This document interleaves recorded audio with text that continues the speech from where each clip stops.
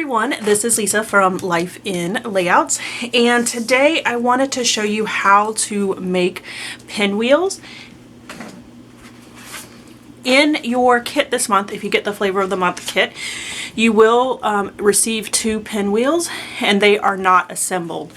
These pinwheels are super easy to assemble, but they're also super easy to make. So what I decided to do was show you how to make them. This is the actual size that you will receive in your kit. It's a 3x3, and I think that when you're first learning out, it is easier to do a little bit bigger than a 3x3. So I'm going to do it on this 4x4 and then show you on the 3x3 how you can get it done.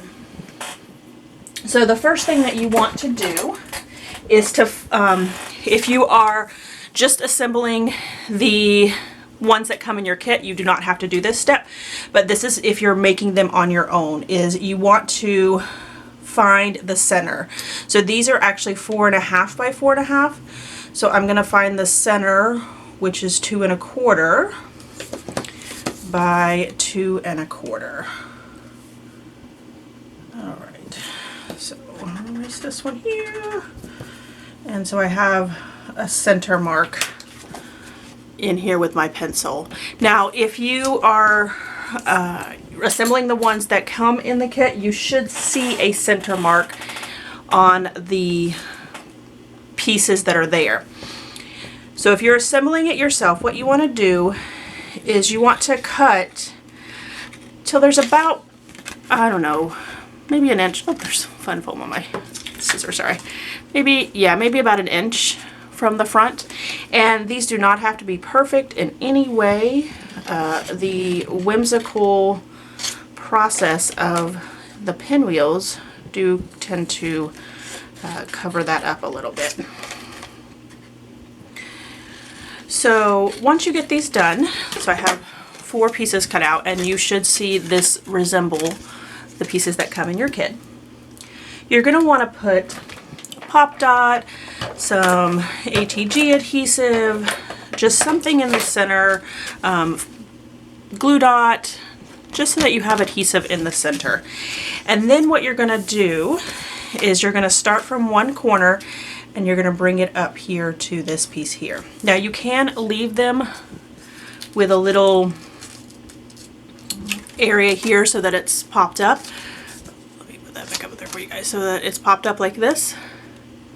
If I can get the camera to zoom for, there we go. So you can have a little popped up like that. I prefer to have them flat because once they go into my scrapbook albums, they're going to be flattened anyway, but you can make them curl up that way if you're actually going to make them to stand in cupcakes or as decorations.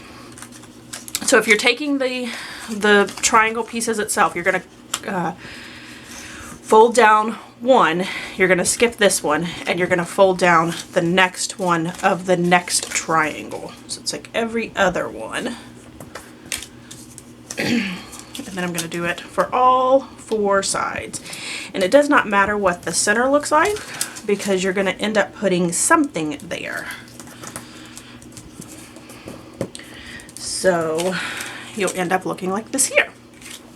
Let me see if I can find a piece of embellishment that I have left from the sheets, and I think I used all of them.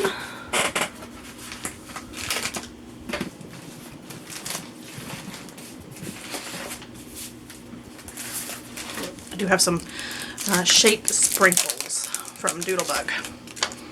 So let's see what it would look like if I put a little star. It's actually a lot, probably not the best since it's a lot smaller, but there you get the pinwheel. I'm going to show you one more time. The ones that come with the kit, you get a little circle that goes in the center. So now that we've done this larger one, I'm going to do the smaller one because this is a more difficult to do if it's not as large. Now you can use printed items, like this one here I just used plaid and a kind of a sprinkle. If you do, you're gonna want to use the printed side down. So we're going to fold into the stars. So again, let me find the center of this one. So this is a 3, so the center is 1.5. Do the center this way, and 1.5. So we have that dot, and again, this is what you will see on your, seriously, there we go, on your one that comes with the kit. There will be a center dot there. So I'm going to do the exact same thing, cutting up till there's about probably a little bit smaller in this one, maybe a 1/2 inch, 3/4 of an inch. And again, it does not have to be exact, because once we fold it over, it's going to be, it'll cover up most of it. So I like to use ATG just because, well, it's like my form of adhesive that I like, but you could definitely use, like I said, glue dots or liquid adhesive. Using liquid adhesive will probably stay really well, but you know, then you have the thought process that you have to actually, you know, hold it down, because liquid adhesive does tend to take a little bit longer to dry.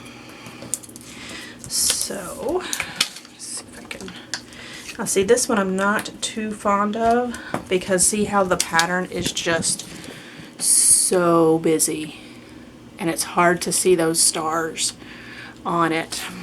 So let me actually take this off and see what it would look like if I do it the other way.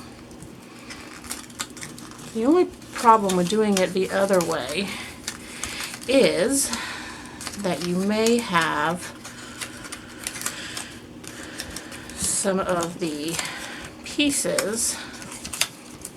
Actually, this does kind of look a little bit better than the other one, but you do have an upside down. See here with the upside down, well, hot air balloon.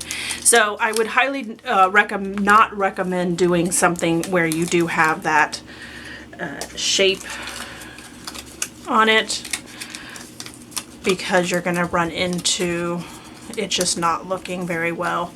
Whereas this one looks a whole lot better because it's just a non-generic shape.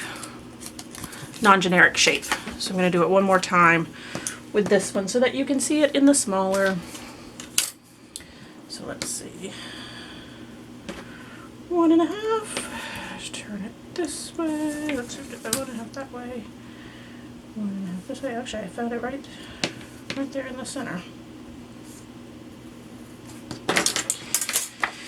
And so before, for this larger one, I used the red as the front. So this time I'm going to use the back side. So see, this time I'm going to use this one. On it.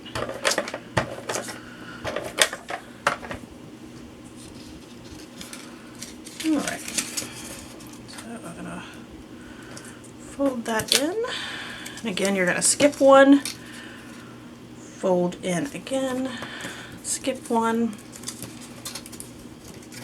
fold in, and the final one. So basically you are skipping every other one. And I'll put a little star right in the center. You always want to put something in the center just to cover up all those holes that or the overlapping edge. So you can see how even just one piece of paper gives you two kind of totally different pinwheels. So I hope that this helped you putting these pinwheels that came with your Flavor of the Month kits together, and we will catch you on the next one. Thanks everyone for watching.